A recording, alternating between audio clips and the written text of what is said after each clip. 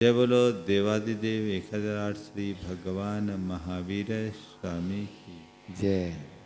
अहिंसा परमो धर्म की जय। परम पूज्य आचार्य गुरुवर श्री विद्यासागर जी महाराज। बोले गुणायतन प्रणेता संता समाधान भावना योग की जनक परम पूज्य मुनि श्री 108 प्रमाण सागर जी महाराज की। पूज्य मुनि श्री 108 निर्वेद सागर जी महाराज की।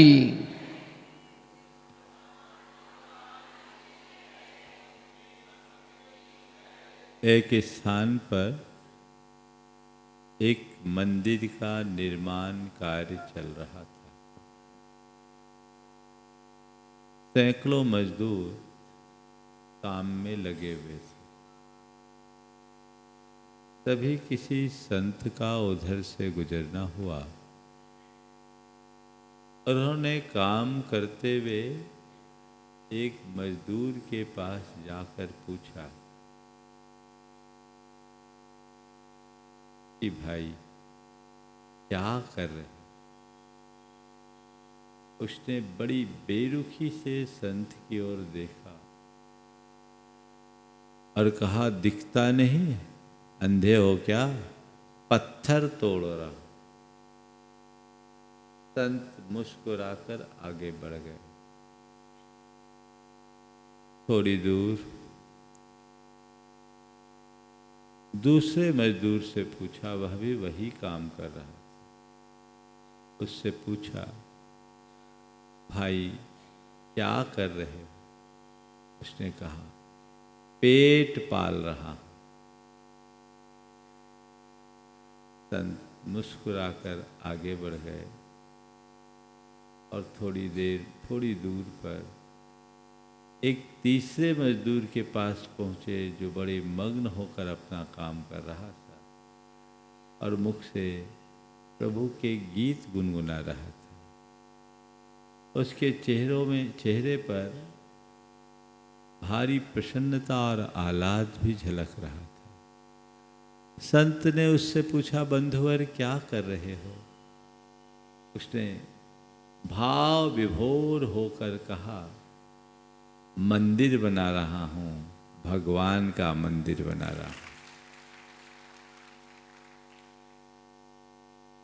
तीनों एक ही काम कर रहे हैं,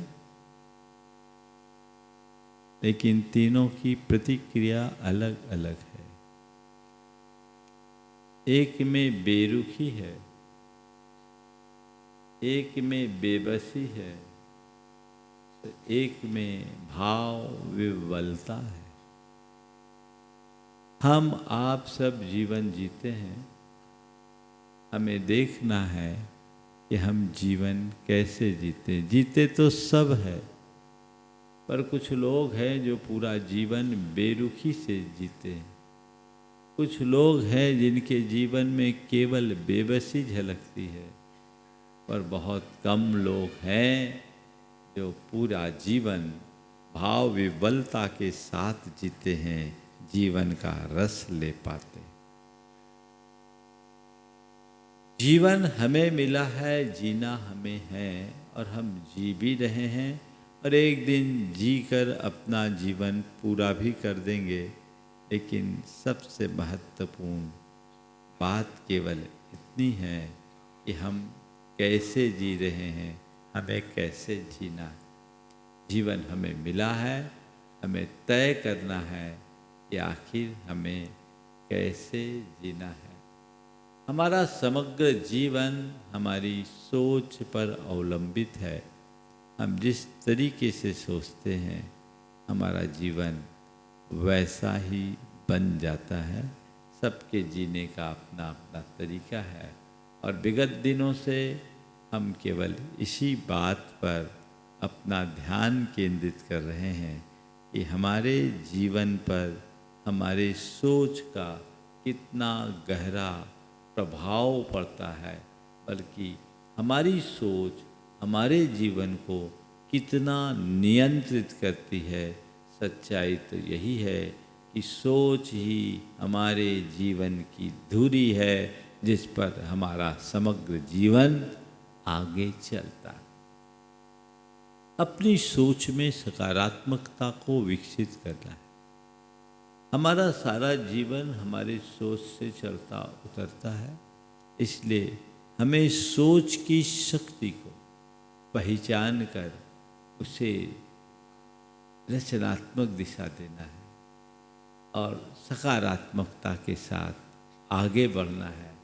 इस आशय की बात विगत दिनों से आप सबके मध्य चल रही, आज उसी बात को आगे बढ़ा रहा हूँ। आज का युग उपभोक्तावादी युग है, जिसमें सब तरफ गला काट प्रतियोगिता चल रही। एक बड़ी विचित्रता सी बन गई है, हर जगह कंपटीशन है, हर जगह प्रतियोगिता है, प्रतिस्पर्धा। इस प्रतियोगी और प्रतिस्पर्धी दौर में अपनी सोच को संतुलित और सकारात्मक बनाकर हम कैसे चलें। सबसे पहली बात तो ये है कि हमें अपनी सोच में प्रतिस्पर्धा रखनी चाहिए या नहीं। आज 4 शब्दों की बात मैं आप सबसे करूंगा। प्रतियोगिता, प्रतिस्पर्धा, प्रतिद्वंद्विता, प्रतियोगिता, प्रतिस्पर्धा, प्रतिद्वंद्विता और प्रशंसा, ये 4 शब्द हैं। प्रशंसा, प्रतिस्पर्धा, प्रतियोगिता और प्रतिद्वंद्विता। हम चारों स्थिति को देखें और चारों प्रकार की मानसिकता लोगों के अंदर होती है। सबसे पहली बात है वह प्रशंसा की। हर व्यक्ति प्रशंसा चाहता है कि नहीं? चाहता है कि मेरी सर्वत्र प्रशंसा हो। संत कहते हैं एक बात गांठ में बांध के रखो कि प्रशंसा चाहने से प्रशंसा कभी नहीं मिलती, और प्रशंसनीय कार्य करने वाला सतत प्रशंसित होता है। अपने मन से पूछो कि मैं प्रशंसा तो चाहता हूं, पर जो कुछ करता हूं उसमें कितना प्रशंसनीय है। कभी सोचा? प्रशंसा चाहने मात्र से क्या होगा? जो प्रशंसनीय कार्य करते हैं उनकी प्रशंसा अपने आप होती है, और जो केवल प्रशंसा के भूखे होते हैं लोक में उनकी आलोचना होती। और मैं आपसे कहता हूं, प्रशंसा प्रिय है तो मैं आपसे सहमति देता हूं, आप एक काम कीजिए, औरों की प्रशंसा करने की आदत डाल दीजिए। जिसकी सोच सकारात्मक होती है वो औरों की प्रशंसा में कभी नहीं अघाता, और जिसकी सोच नकारात्मक होती है वो केवल खुद की प्रशंसा चाहता है। अगर आप औरों की प्रशंसा करने में तत्पर हो, आप औरों की प्रशंसा सुनने का भाव रखते हो, तो आप समझना आपके अंदर सकारात्मकता है। और जो व्यक्ति औरों की प्रशंसा करने की आदत नहीं रखता, जो व्यक्ति औरों की प्रशंसा सुन नहीं पाता और आत्म प्रशंसा में मुग्ध होता है, हर क्षण अपने मुंह से अपनी प्रशंसा का आदी होता है, अथवा औरों से अपनी प्रशंसा की भूख रखता है, वो नकारात्मक सोच का धनी। हमारे शास्त्रों में हमारी भावधारा को मापने के लिए विभिन्न प्रकार की लेशाएं बताई। उनमें 3 अशुभ लेस्या हैं, कृष्ण नील कापोर, और 3 शुभ लेस्याएं हैं, पीत पद्म शुक्ल। इनमें जो 3 अशुभ लेस्याएं हैं, ये तीनों नकारात्मकता की अभिव्यक्ति है, अशुभ भाव को प्रकट करते हैं, और ये उत्तरोत्तर गहरे हैं। कृष्ण नील कापोर सबसे जघन्य रूप कृष्ण का है, फिर नील, फिर कापोर। उनमें ये तीनों को नकारात्मक निरूपित करते हुए कहा गया कि आत्म प्रशंसा के भूखे लोग कापोत लेस्या वाले होते हैं। मैंने 6 लेस्याओं पर बड़ा सूक्ष्म विवेचन किया है। विगत दिनों जो पुस्तक आप लोगों के बीच आई थी, रंग जीवन के, वो 6 लेस्या पर ही विवेचना है। जिनको विस्तार से उसे समझना है वहाँ से देख सकते हैं। लेकिन मैं जो बात कह रहा हूँ कि प्रशंसा की चाह, प्रशंसा की भूख नकारात्मकता की अभिव्यक्ति है। कोई हमारी प्रशंसा करे, हमें प्रसन्नता होती है, लेकिन जहाँ हम प्रशंसा की अपेक्षा रखें और वहाँ अपेक्षित प्रशंसा ना हो, तो बड़ी आकुलता होती कि नहीं। हम कहीं ये अपेक्षा लेकर जाएं, आज हमारा नाम लिया जाएगा, और कदाचित नाम ना आए, तो बोलो मन में क्या बीतता है। बड़ी आकुलता होती है, बहुत आकुलता होती है। ये हमारी दुर्बलता है। सहज अगर हम अच्छा काम करेंगे तो प्रशंसा होगी ही होगी। जिसकी सोच में अध्यात्म प्रतिष्ठित होता है, वो सदैव अच्छा कार्य करता है, लेकिन उसके फल की अपेक्षा नहीं रखता। आप सबसे मैं यही परामर्श देना चाहूंगा,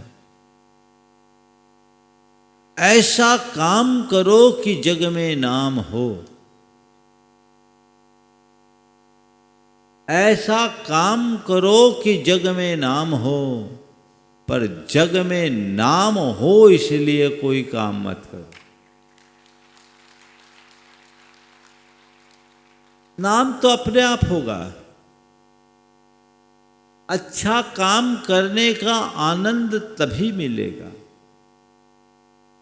जब नाम की चाह मन में जुड़ जाती है, तो आनंद का जो स्वाद है वह भी फीका हो जाता है, क्योंकि कहीं न कहीं कुछ न कुछ हीनाधिकता होती। तो आज जो मैं बात कर रहा हूं प्रशंसा की, एप्रिसिएशन की, औरों की प्रशंसा करे, पर संसा निज निंदा।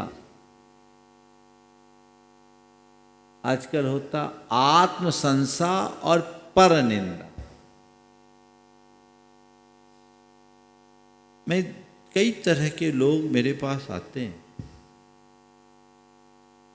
मैं उन लोगों को कतई पसंद नहीं करता जो दूसरों की बुराई मेरे सामने करते। लोगों को नापने का मेरा ये पैमाना है, मैं बोलता कुछ नहीं पर समझ लेता हूं। जो दूसरों की बुराई करता है मैं समझ लेता हूं कि इसके सोच का लेवल नीचा है, ये दूसरों को नीचा करके खुद को ऊंचा उठाना चाहता है। जिसके सोच का स्तर हल्का होगा वो यही करेगा, दूसरों को नीचे गिरा के खुद को ऊपर उठाने की कोशिश करेगा। और जिसकी सोच बड़ी होगी, जिसके सोच का स्तर ऊंचा होगा, वो खुद को ऊंचा उठाएगा, औरों को ऊंचा उठाना चाहेगा। कदाचित औरों को ऊंचा न भी उठा पाओ तो कम से कम नीचे गिराने का प्रयास तो मत करो। औरों की प्रशंसा न कर सको तो कम से कम आलोचना करने की आदत से तो बचो। बुराई करने की प्रवृत्ति बड़ी हीन प्रवृत्ति से बचिए, क्रिटिसाइज से बचिए।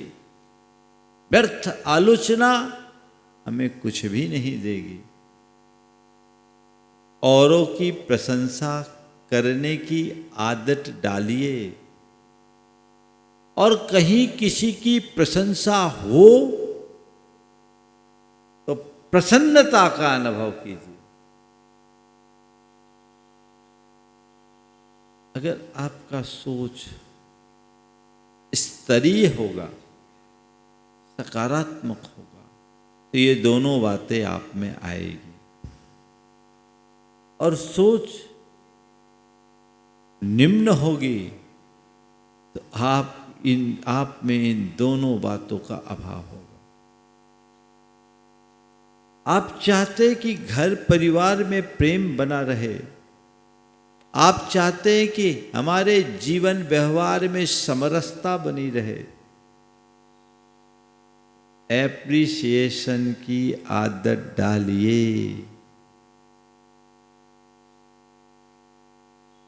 भगवान महावीर से पूछा गया, भगवान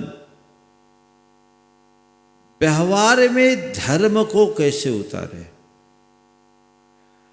आप तो हमें सार में बता दो। हमारे पास पूजा पाठ करने की अनुकूलता नहीं है, हमारे पास व्रत उपवास करने की शक्ति नहीं है,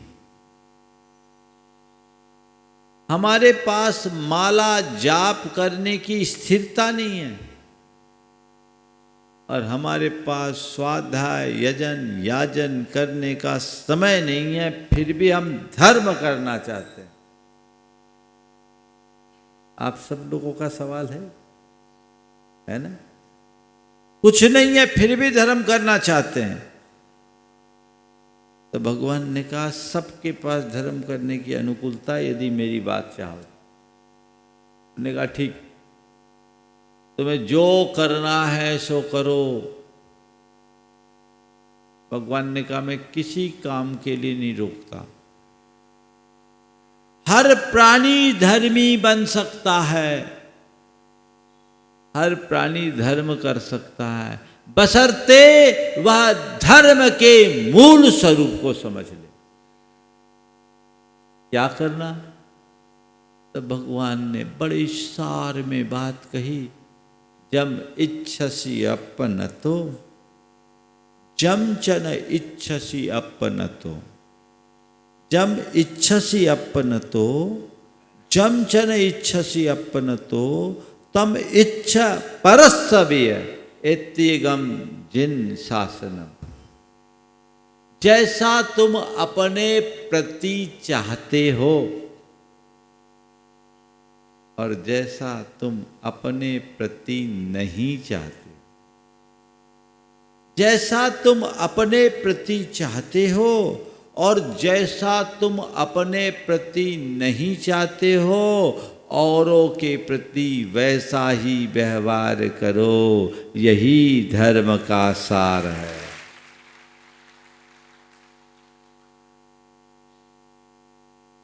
आप चाहते हो कि मेरी प्रशंसा हो तो औरों की प्रशंसा करने की आदत डालो ना।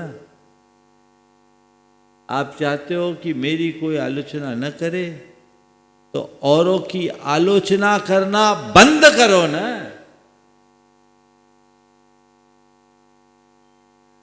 मतलब यदि आप अपने साथ जुड़े हुए लोगों के अच्छे कार्यों की प्रशंसा कर रहे हैं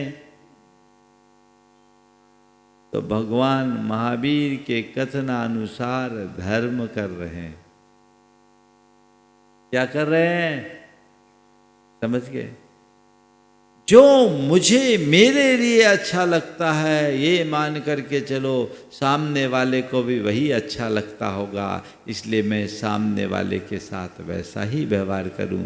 और सामने वाले का जो व्यवहार मुझे खराब लगता है तो तय मानो मेरा वह व्यवहार उसे भी खराब लगता होगा, इसलिए मुझे चाहिए कि मैं वैसे व्यवहार से बचूं।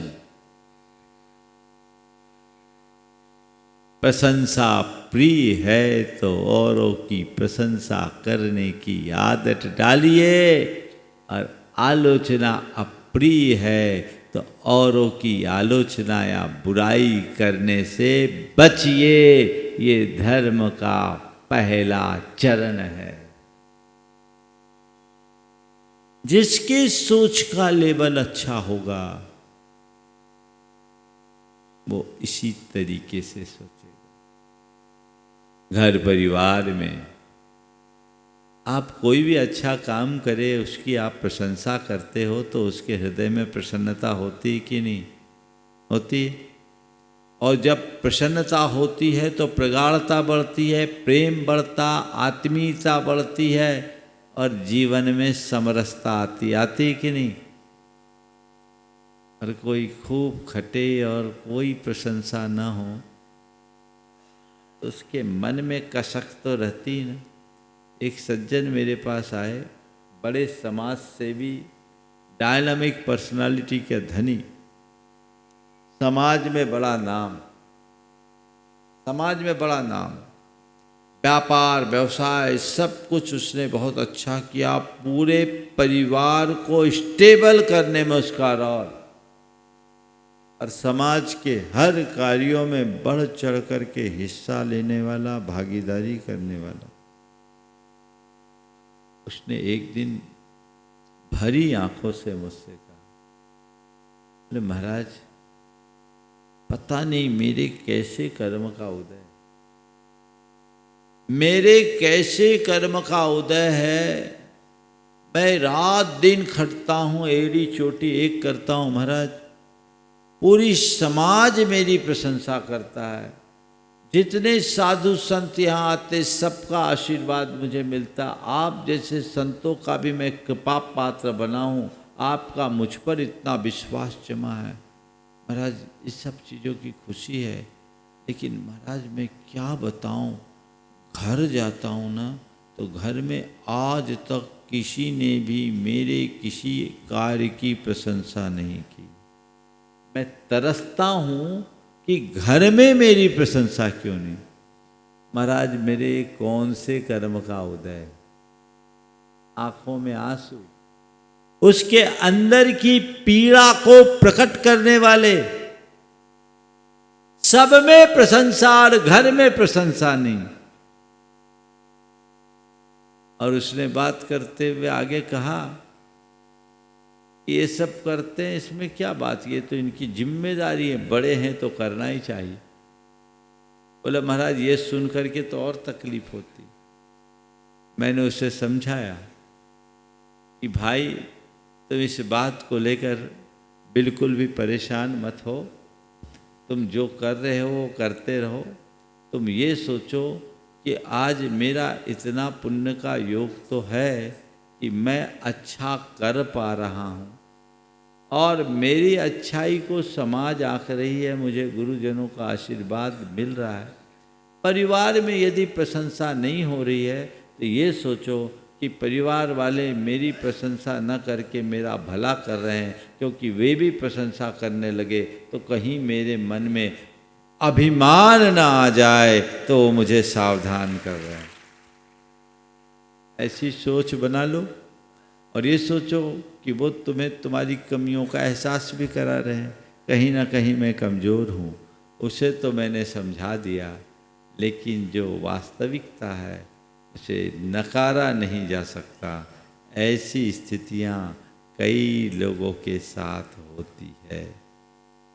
तो मैं आपसे कहूँगा कि प्रशंसा की चाह मत रखो, लेकिन लोग प्रशंसा की चाह से मुक्त नहीं होते।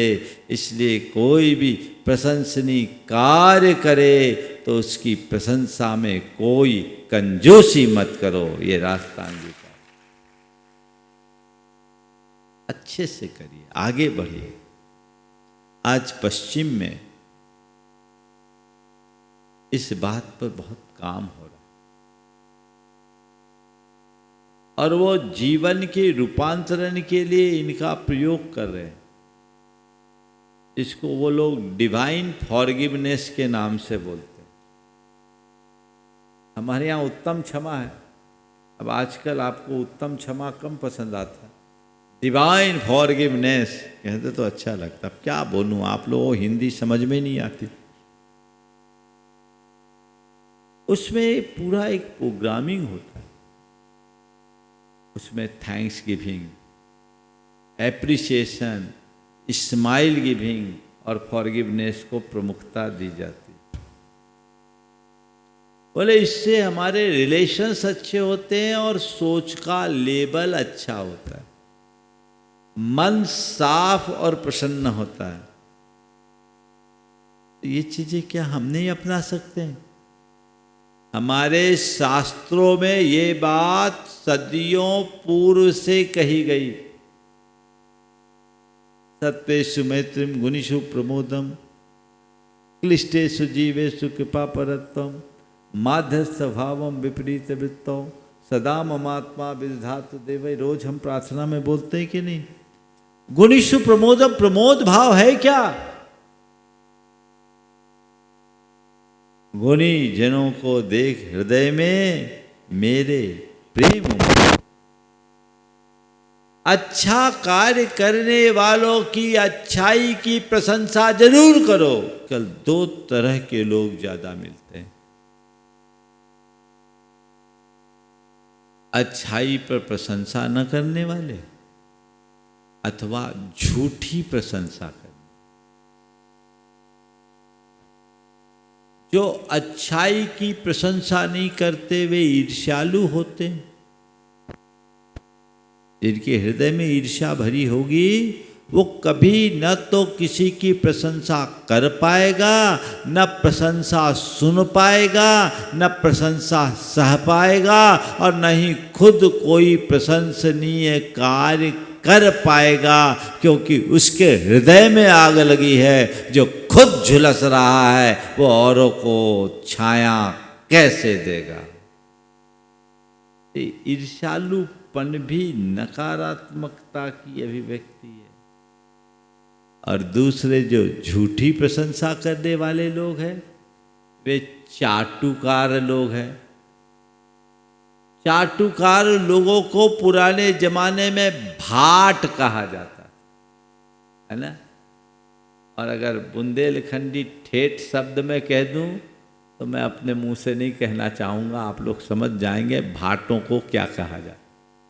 तो आज एक प्रकार की गाली बन गई है ना। तो ये क्या है?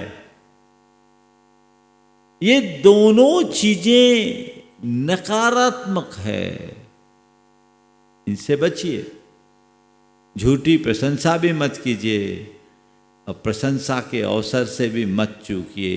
इसे अपने जीवन का एक ध्येय बना लीजिए। देखिए जीवन में कैसा आनंद आता है। और आत्म प्रशंसा से बचने का प्रयत्न, अपने मुंह से अपनी प्रशंसा करना अच्छी बात नहीं होती। मेरे गुणों का अगर कोई और बखान करे तो वह मेरी उपलब्धि है, और मुझे खुद अपने गुणों के बारे में कहना पड़े तो ये मेरी दुर्बलता है। मेरी दुर्बलता यानी मेरा काम कमजोर है, तब तो मुझे बताना पड़ रहा है। मेरे काम में दम हो तो किसी को बताने की जरूरत नहीं होगी, मेरा काम ही बता देगा।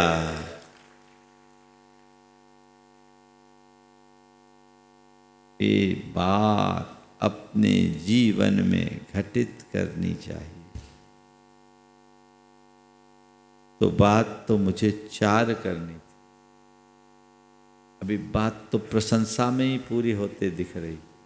इसी को पूरी कर देता हूँ, इसी में 4 बातें आपको दे देता हूँ। अब मुझे भी 4 महीना चलाना है तो बातचीत करने का जरिया तो बनाए रखना है ना। आज की बात को, 4 बातों को अपने अंदर आत्मसात करो। प्रशंसा करने की आदत डालना, प्रशंसा सुनने की आदत डालना, आत्म प्रशंसा से बचना, अपने मुंह से अपनी प्रशंसा हमें कभी नहीं करना, और प्रशंसा की चाह से यथासंभव बचना। पर कदाचित ऐसा न कर पाए तो 4 बातें दूसरी ले लेना। बुराई करने से बचना, बुराई सुनने से बचना। किसकी? दूसरों की। बुराई करने से सुनना बचना, बुराई सुनने से बचना, और खुद की कोई बुराई करे तो उसे बुरा मत मानना, अपनी बुराई को सुनने की सामर्थ्य विकसित करना।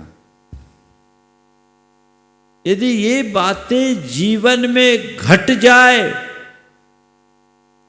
तो जीवन का काया पलट है।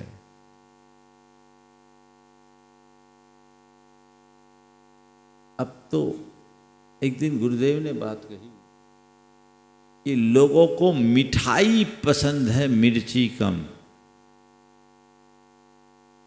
मिर्ची नहीं पसंद है, मिठाई पसंद है ना। पर ये पता आपको, केवल मिठाई खाने से पेट नहीं भरता। होता है क्या बोलो? किसी को कितनी भी मिठाई कितनी भी पसंद हो, मिठाई के साथ कुछ नमकीन तो चाहिए ना, चाहिए कि नहीं चाहिए? और नमकीन में मिर्ची ना हो तो, और मैंने तो सुना मालवा वालों को मिर्ची ज़्यादा पसंद है। हाँ, पसंद है ना? मालवा और राजस्थान, हाँ, आजू बाजू है, मिर्ची पसंद है। मैं आपसे कहता हूँ, मिर्ची खाने में बुराई नहीं,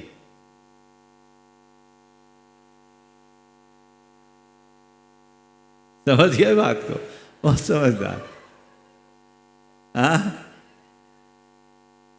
मिर्ची खाने में बुराई नहीं, मिर्ची लगाने में बुराई है। तो मिर्ची खाने का मौका है, मिर्ची खा लो, कोई बुराई नहीं। मिर्ची खिला दो तो भी बुराई नहीं। मिर्ची लगनी नहीं चाहिए और मिर्ची लगानी नहीं चाहिए।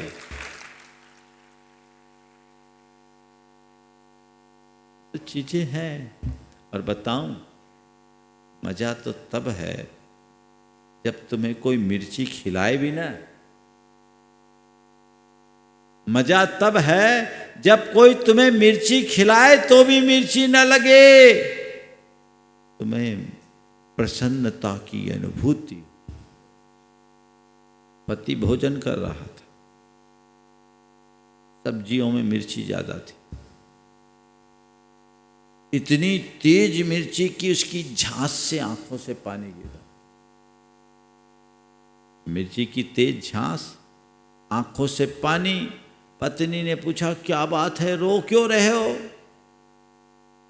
रो क्यों रहे हो? बोले, रो नहीं रहा हूं, ये खुशी के आंसू।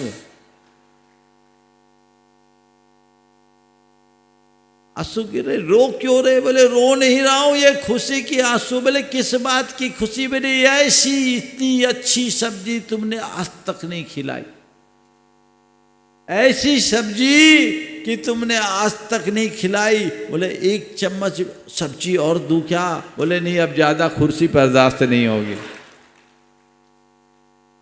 अब ज्यादा बर्दाश्त नहीं हो।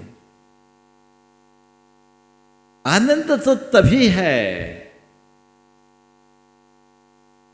चीजें अगर उल्टी भी हो और यदि हम अपनी सोच सीधी रखें तो उल्टी चीज भी सीधी बन सकती है। लेकिन क्या करें, आप अपनी सोच को सीधी करने के जगह दिन भर उल्टा सीधा करते रहते। सोच सीधी बना लो, उल्टा सीधा करने की नौबत ही नहीं आएगी। दृष्टि को बदलिए, व्यापक दृष्टि रखिए। एक बड़े उद्यमी ने अपने बेटे को, 10 साल के बेटे को ग्रामीण संस्कृति से परिचित कराने के ख्याल से एक दिन रात गांव के एक किसान के खेत में ले गया। पिता चाहता था कि बेटे को ग्रामीण संस्कृति का अच्छा अनुभव हो। वहां से लौट कर आने के बाद पिता ने बेटे से पूछा कि बेटा, ये बताओ, किसान का जीवन तुम्हें कैसा लगा? वो लोग तो बहुत गरीब हैं, गरीबों का जीवन तुम्हें कैसा लगा? उसने कहा, पापा, हमसे अच्छा। हमसे अच्छा? बोले कैसे? बोले महाराज, पापा, अपने पास 10,000 स्क्वायर फुट का बंगला है और वहाँ हमने देखा उनके पास विशाल खुला खेत जिसकी कोई सीमा नहीं। हमारे यहाँ इम्पोर्टेड लाइट लगी है, उनके पास चांद और सैकड़ों सितारे। हमारे पास एक एल्सीशियन कुत्ता और हमने देखा उनके यहाँ 5-7 कुत्ते थे। हमारे यहाँ एक छोटी सी स्विमिंग पूल और उनके लिए नहाने के लिए लंबी सी नदी। हमारे लिए हमारे पापा केवल संडे को मिलते हैं और उनके लिए उनके पापा 24 घंटे मिलते हैं। पापा, हमें तो ऐसा लगा कि हमसे कहीं ज़्यादा अच्छे वे हैं। पिता ने अपने बेटे की सकारात्मकता को देखकर उसे हृदय से लगा लिया और कहा, बेटा, मुझे इस बात का फक्र है कि तेरे जैसा सकारात्मक बेटे का मैं पिता हूँ। एक 10 साल के बच्चे के अंदर भी ऐसी सकारात्मक प्रतिक्रिया हो सकती है। अगर दूसरे नज़र से देखता तो ये कह सकता था, अरे इनके जीवन में घोर अभाव है, अल्पता है, ये बड़े गरीब हैं। लेकिन बंधुओं, गरीबी और अमीरी का संबंध बाहरी संपन्नता और विपन्नता से नहीं, भीतरी सोच से है। जिसकी सोच घटिया है वो गरीब है और जिसकी सोच बढ़िया है वही अमीर है। और जो अमीर बनते हैं वो अपनी सोच के बदौलत ही बनते हैं। छोटी सोच रखने वाला है ना, 10-5 के जोड़ घटाओं में ही लगा रहता है। और जिसे ऊंचाई छूना है वो सीधे बड़ी बड़ी छलांग लगाता है। बड़ी सोच के बिना आप आगे बढ़ ही नहीं सकते। एक बार मैं भिंडर में था, तो भिंडर में मैंने अपने एक प्रवचन में कहा कि तुम लोग चवन्नी खोजने में अठन्नी का तेल जलाते हो। तुम लोग चवन्नी खोजने में अठन्नी का तेल जलाते हो और मैं चवन्नी का काम अठन्नी में कराकर रुपया बचाने की कला सिखाता हूं। फिर से बात सुनो कि तुम लोग चवन्नी खोजने में अठन्नी का तेल जलाते हो और मैं चवन्नी का काम अठन्नी में कराकर रुपया बचाने की कला सिखाता हूँ। प्रवचन हो गया। इसी प्रवचन के मध्य अशोक जी पाटनी आके बैठे, सभा में पीछे बैठे थे। प्रवचन चल ही रहा था और ये बात मैंने उनके सामने की। प्रवचन पूरा होने के बाद वो मेरे पास आए और बोला, महाराज जी, आज आपने जो बात कही मैं वो बात करके आया हूँ। वो बात करके आया। क्या हुआ? बोले महाराज जी वंडर सीमेंट का एक्सपेंशन था, कॉन्ट्रैक्ट देने की बात थी, हमारी बोर्ड ने मीटिंग की, बोर्ड में मैं भी था। एक लोकल कॉन्ट्रैक्टर 26 करोड़ में काम कर रहा था और वही काम L&T वाले 35 करोड़ में कर। मैंने 26 करोड़ का काम 35 करोड़ में कराने के लिए निर्णय दिया कि हमें L&T से करना। 9 करोड़ का सीधा नुकसान। बोर्ड के सारे सदस्यों ने एक साथ कहा कि भाई साहब ये कैसे होगा, ये 26 में कर रहा है, ये 35 में कर रहा है, क्या मतलब? तो उन्होंने कहा ये बताओ जिसको तुम कर रहे हो उसके पास इंजीनियर्स कितने हैं, उसका मैकेनिज्म कैसा है? बोले अरेंज कर लेगा। बोले कितना दिन लगेगा? बोले 3 महीना तो लग ही जाएगा। चलो ठीक है, तो आज हम उसको काम देंगे, हमारा काम 3 महीना डिले होगा? बोले हाँ डिले होगा, उससे काम में थोड़ा विलम्ब भी हो सकता है। बोले ठीक है। अगर हम L&T को देते, बोले वो कल से ही काम शुरू कर सकता है, उसके पास सारा सेटअप है, सारी व्यवस्थाएं। उन्होंने कहा ये बताओ 700 करोड़ का लोन है, 3 महीना लेट होता है तो 3 महीने का इंटरेस्ट कितना होता है? इंटरेस्ट को जोड़ो, और 3 महीना हमारे फैक्ट्री डिले होती है तो प्रोडक्शन जब नुकसान होगा उसका इंटरेस्ट जोड़ो, अंतर आएगा कि नहीं आएगा? इसलिए छोड़ो, हमें किसी नौसिखियों को नहीं देना, L&T से ही काम कराना। और L&T से काम कराया और टारगेट से और 15 दिन पहले काम फिनिश हो। तो ये क्या हुआ? 54 का काम 58 में करा कर रुपया बचाया कि नहीं?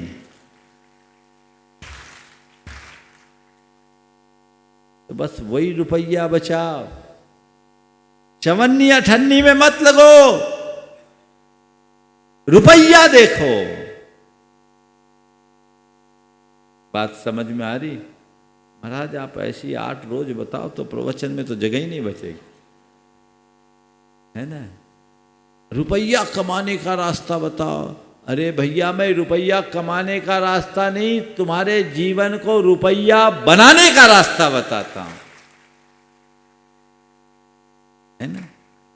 अपने आप को पूर्ण बनाओ, आगे बढ़ने और बढ़ाने की कोशिश करो तो जीवन प्रशंसनीय होगा, बाकी बातें आगे चलेगी। इस भाव के साथ समय आपका हो गया है।